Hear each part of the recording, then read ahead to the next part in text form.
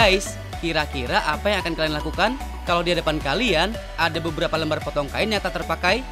Hahaha, lagi buntu ya idenya? Tenang guys, bakal kita kasih info gimana caranya mengubah potongan kain menjadi kerajinan yang cantik begini.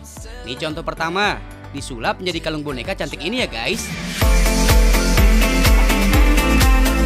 Selain potongan kain, kalian juga bakal butuh manik-manik kayu, beberapa jenis cat, dan beberapa perlengkapan aksesoris lainnya. Ini yang harus kalian lakukan dulu. Lukis manik-manik kayu sampai menyerupai bentuk kepala boneka tuh. Mulai dari rambut sampai bentuk muka seperti mata, alis, dan sebagainya. Berikutnya, potongan kain kecil-kecil ini dipotong lagi menjadi bentuk lingkaran seperti ini. Kain ini akan dijadikan menyerupai baju sekaligus badan bonekanya ya guys. Tinggal dirakit deh, mulai dari kepala dari manik-manik kayu, leher, dan bajunya. Oke, tinggal dipasang deh dengan tali kalungnya. Udah jadi ya guys, gampang kan?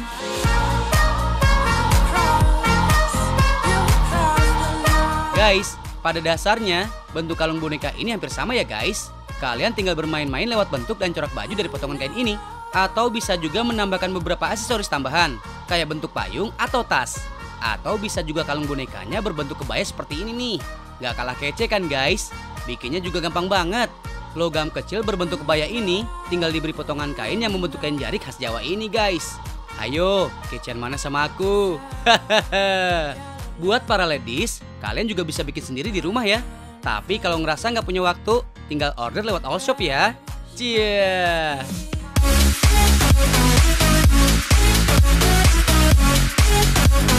Guys, ada contoh kedua nih. Gimana caranya kalian memanfaatkan potongan kain di rumah?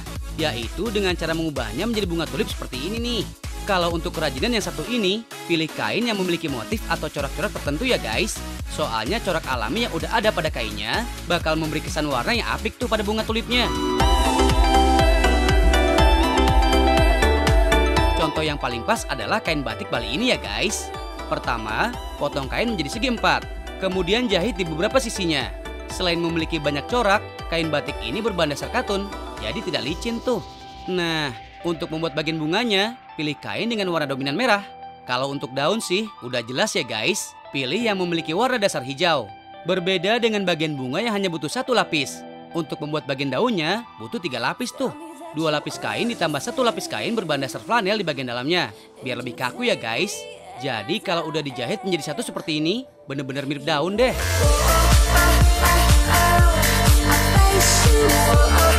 Ada satu lagi yang perlu disiapkan nih guys, sebelum bunga ini siap dirangkai, yaitu bagian tangkainya ya guys. Gunakan tangkai balon yang dililit dengan flower tape warna biru ini guys. Lalu, masukkan kain yang akan dibuat menjadi bunga. Jahit bagian ujungnya ya guys, biar rapat. Tambah juga dengan lem tembak biar nggak berubah posisi bunganya. Bunga tulip adalah salah satu bunga yang memiliki volume pada bentuknya tuh. Makanya biar terkesan menggelembung, isi dengan dakron pada bagian dalamnya ya guys. Serat buatan yang biasa dijadikan isi boneka ini emang cocok guys buat isian bunga tulip ini. Tinggal tutup dan jahit deh di bagian ujungnya. Setelah itu, tambah juga dengan daun yang udah dibuat tadi ya guys. Jadi deh.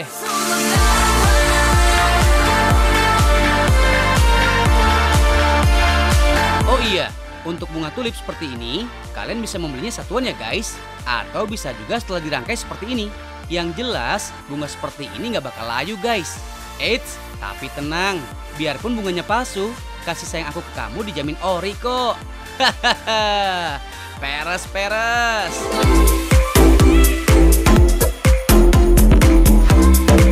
Kalau mau versi yang mini, bisa juga pilih ini nih. Si tulip ini gantungan kunci. Bentuk dasarnya hampir sama tuh. Tapi selain ukurannya yang lebih kecil, ada perbedaan lainnya. Menggunakan tangkai tali yang lebih lentur, bentuk daunnya juga lebih lentur, jadi lebih fleksibel ya guys. Kece-kece kan guys? Jangan lupa tuh, difoto pakai smartphone kalian.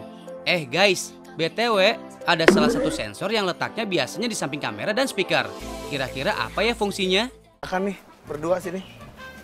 Sini. Sini, merapat. Pakai handphone dong? Punya handphone dong? Punya. Nah, nih, bagian handphone.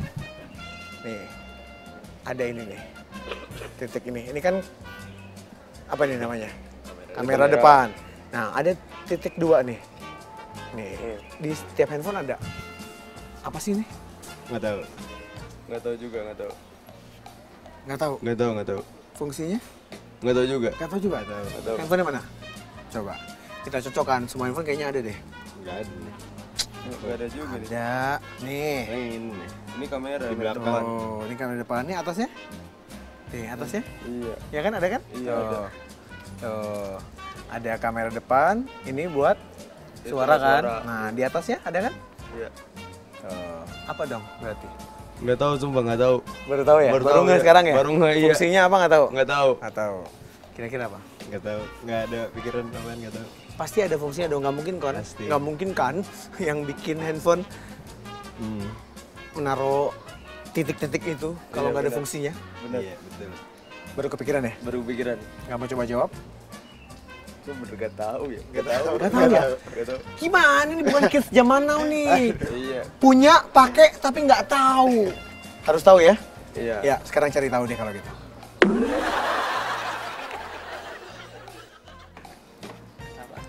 Bud, pegang handphone? Nah, sini pegang. Ini handphone, kan? Ini buat apa yang tengah? Buat dengerin suara pas lagi nongkrong. Oke, ini Ini kamera. Itu kamera. kamera depan ya? Iya, kamera depan. Nah, yang ini yang kiri. Flash depan. Masa? Iya. Yakin? Iya. Nih. Ini apa? Kamera Tengah? yang earpiece itu. Kiri? Itu sensor kalau Jadi sensor. Sensor. Fungsinya sekarang. fungsinya mau dijelasin ya? Jelasin. Boleh, boleh jelasin. Ini kalau yang saya tahu sih kalau biar apa ini sensitif ke cahaya, jadi kalau ada ini ada apa bakal mati ini Kalau apa? layarnya. Layarnya. Kalau ketutup Kalau tutup. kayaknya nggak tahu juga ya. Coba ya.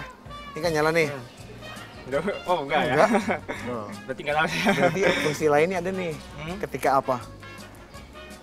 Itu notif gimana? Nah, ini notif kan.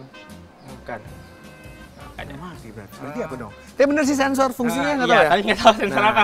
Guys, kalau kalian pengen tahu yang ini nih, fungsinya sebenarnya apa sih? Hampir ada pasti di setiap handphone. Pengen tahu? Ya. Kita lihat. Sensor tersebut yang namanya proximity, ya sensor proximity. Apa itu? Sensor kedekatan sama benda.